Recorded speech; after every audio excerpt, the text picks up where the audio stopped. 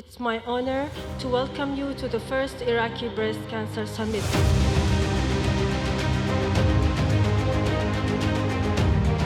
سرطان الثدي، وبعدها بغداد، كربلاء، السليمانية.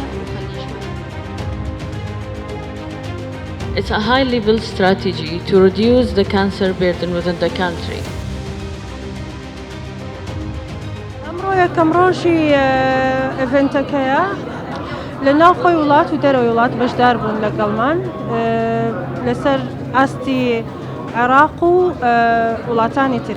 چەندین پەنێڵمان هەیە کە بەپێی فەرعەکان جیا کراونەتەوە. زۆربەی و دکتۆرانەی کە لەم بارە ئیشەکەن هەر کەسە و بە جۆرێک مامەڵە لەگەڵ ئەم نەخۆشیەکەات. پێویستە هەمومان ڕێگەیەکی ڕاست و دروستمان هەبێت. هەروەها جەختەکرێتە سەر ئەو توێژینەوانەی کە پێویستە بکرێت لەم بارەدا و هاندێرێکە بۆ وەزارەت بۆ ئەوەی زیاتر گرنگی بدا بەم مەبەستە. پشت بەخوا ئینشاءالله هەوڵەیەین ئەگەر هەر بەردەوام بین لەم ئێڤنتە لە سلێمانیش نەبێت لە شارەکانی تری کوردستان و عێراق.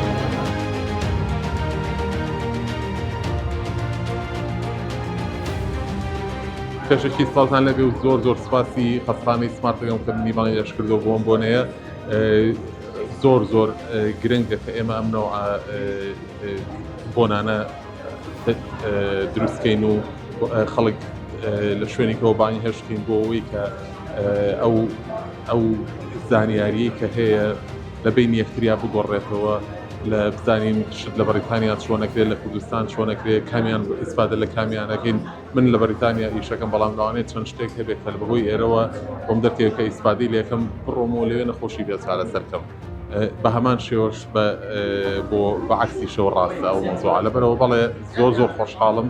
هیوادارم ئەمە یەکەم جار بە هیوادارم کۆتایی جار نەبێ و چەند جارێکی بتوانم بێمەوە. زۆر گرنگە بۆ نەخۆش لەبەری وەکو خۆی لە خۆیان وەکو MDTێکی لێ وەکو کۆبوونەوەیکی سپۆری لێت، بەڵام بەبێ ئەوەی کە بڵین ئەو کاتە کەمەوە هەبێت و ئەوانە بێجگەلەوەی یەک ئۆنکۆلۆجیستە هەبێ لەوانەیە دە ئۆنکۆلۆجیستە هەبێ بێجگەلەوەی یەک نەشتەرگەرە هەبێ لەواتە دە نەشتەرگەرە هەبێ لەم بۆنانەیە.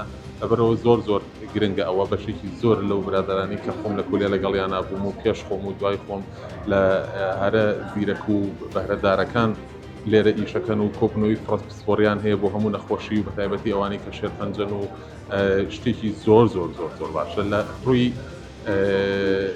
زانستیەوە لەواتێ بێ ڕکابەر بێت لە کوردستانە ئەگەر لە عێراقانە بێت.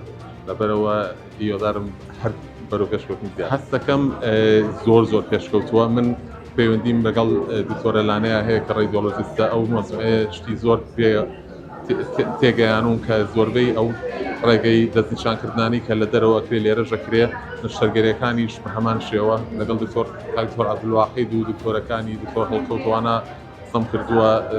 سێرەکەم زۆر پێشکەوتووە و بەرەو پێشتری دەچێت. بەڕاستی جێی دەستخۆشیە.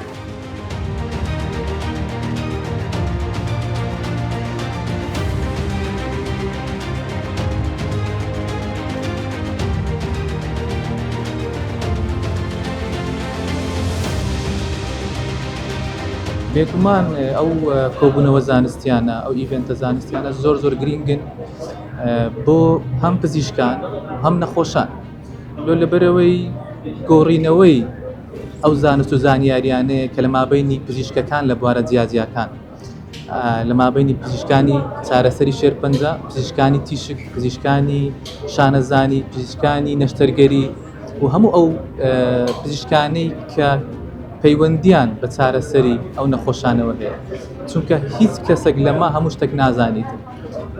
بەڵام بە کۆبوونەوەمان بە گۆڕینەوەی زانیاریەکان هەمومان زیاتر سودمەند دەبین و ئەخیرەن کەسێک هەیە ئەمە چارەسەری دەکەی کە نەخۆشەکە.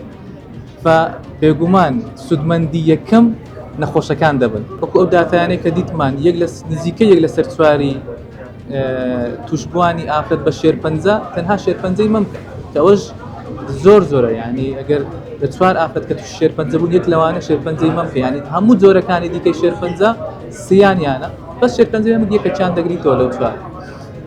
بوونی ڕێژەشی زۆری ئەوها لە نەخۆشی لە ئافرەتان بە شێرپەنجەی مەمک بێگومان پێویست دەکات چەندین کۆبوونەوە و سیمپۆزیەمی زانستی وای لەسەر بکرێتن و ئەوە دەستپێکەکی زۆر باشە لە بۆ کۆبوونەوەی پزیشکان و لە ئاستی عێراق بۆ یەکەم جار و ئینشاءالله لە دواتر و کۆبوونەوە و سەمیتی زیاتری لەسەر بکرێتن و بکرێتە نەریتەکی ساڵانە بەلایانی کەم نەکەر لە سلێمانی و لە سمارت بەڵکو لە شارەکانی دیکە و لە سنتەرەکانی دیکەش بکە چاولێکەریکە دیسانەوە چکە ئەو زانیارانەی کە ئێستامە باسی دەکەین لە ساڵی داهاتوو زۆربەی خەڵک ئەو داتایان نوێ دەبیتەوە.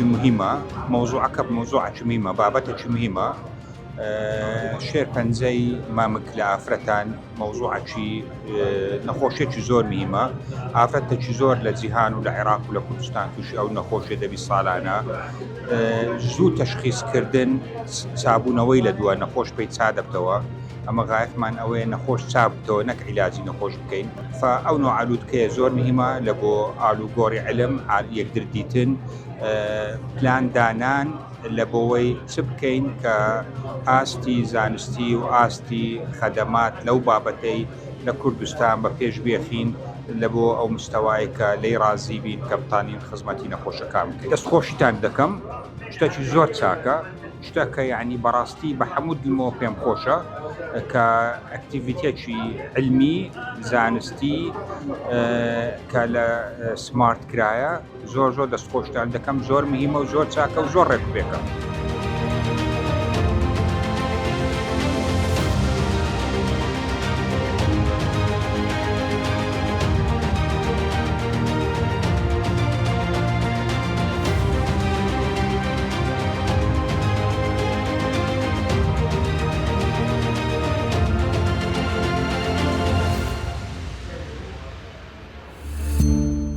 سمارت وەرچەرخانە